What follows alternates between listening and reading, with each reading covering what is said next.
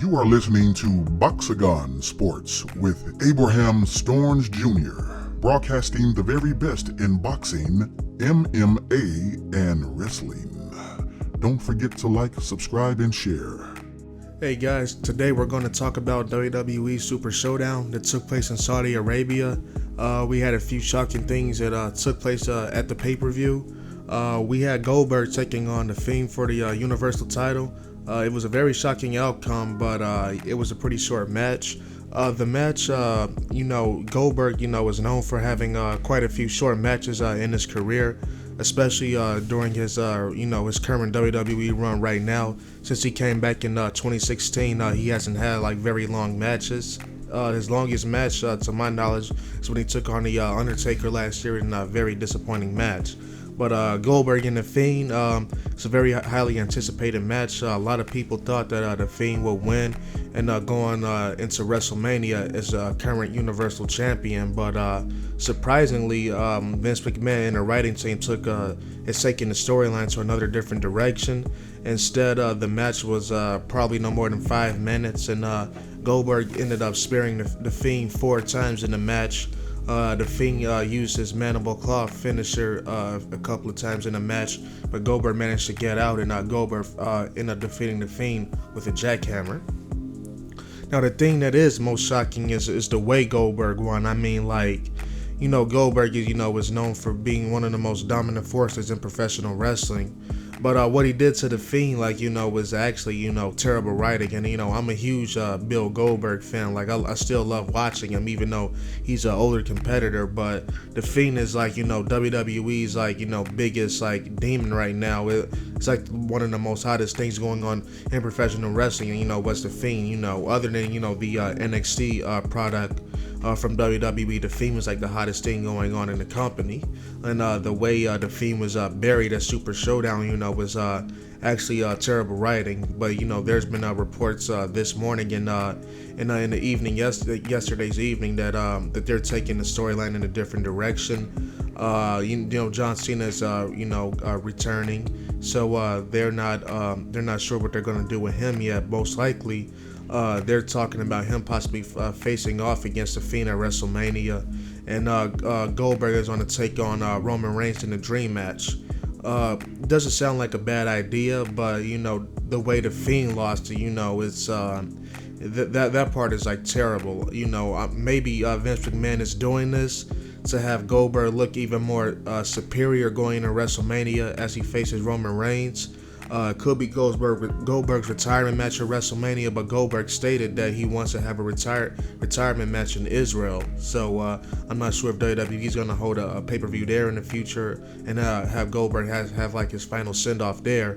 But far as the way it should have been wrote is Goldberg could have gave the Fiend a tough match and the Fiend ended up winning, or it could have ended in a disqualification or a no contest. Someone like John Cena could have interfered. They could have booked him for the pay-per-view, or even Roman Reigns could have interfered. The Fiend could have used a weapon. Goldberg could have used a weapon. They could have hit each other with a low blow, anything. But for them to bury the Fiend like that, and he's the biggest thing going in the company, it's just I don't know. I don't understand the logic of that, honestly. But anyway, we'll just see what happens. From now up until WrestleMania, we have the Elimination Chamber taking place midway in March. There's another rumor going around that the winner of the Elimination Chamber will take on Goldberg for his Universal title. And like I said earlier in this video, that is rumored to be Roman Reigns, unless they have a plan B. So we'll just wait and see. And, also at the Super-showdown pay-per-view, we had a whole lot of matches there. We had Seth Rollins and Buddy Murphy. They defeated the Street Profits. The OC defeated the Viking Raiders. Mansoor from 205 Live defeated Dolph Ziggler. Bayley defeated Naomi in the first ever women's title match to take place in Saudi Arabia. Angel Garza defeated Humberto Carrillo. They've been having a rivalry over the past couple of weeks. And The Miz and John Morrison won their first tag team titles in almost over 10 years. They defeated The New Day, surprisingly. And also, Roman Reigns defeated King Corbin in a steel cage match. And WWE has been saying lately that'll be the end of their rivalry and that will be their last match together. And Brock Lesnar returned his title against Ricochet in a very poor match. Brock Lesnar won with ease.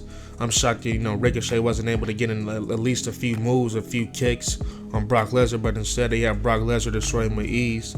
So now he's about to take on Drew McIntyre at WrestleMania 36.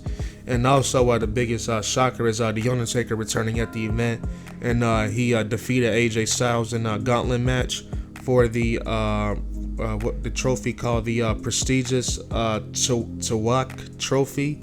I can't pronounce that word correctly. So Undertaker won the trophy. He came back. The fans loved him. The thing that was weird though, even though Undertaker won the trophy, he didn't take the trophy in the back with him. So so he defeated AJ Styles, and I guess now this is going to set up a match between those two at WrestleMania 36. So the pay-per-view, a lot of fans were disappointed. A lot of fans think that this could be like good for their competitor AEW and their rise of popularity, and to possibly dethrone WWE because of the writing and the decision making in the WWE as lately. AEW has a pay-per-view coming up tomorrow night called Revolution, taking place in Chicago, Illinois. You have John Moxley taking on Chris Jericho for the AEW title. So a lot of WWE fans are very angry.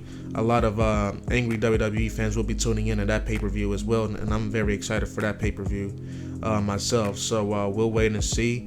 WWE, has been very disappointing. Hopefully WrestleMania can make up for all of this. And, they have a lot of good matches on the card, Edge and Randy Orton, Goldberg and Roman Reigns, if that actually takes place. So we'll just wait and see. All right, guys, thank you all for tuning in. Let me know what you guys thought about the Super Showdown pay-per-view. Please leave a comment, press like, and don't forget to subscribe and share. Thank you all for tuning in. Thanks for listening to Boxagon Sports with Abraham Storns Jr., broadcasting the very best in boxing, MMA, and wrestling. Don't forget to like, subscribe, and share.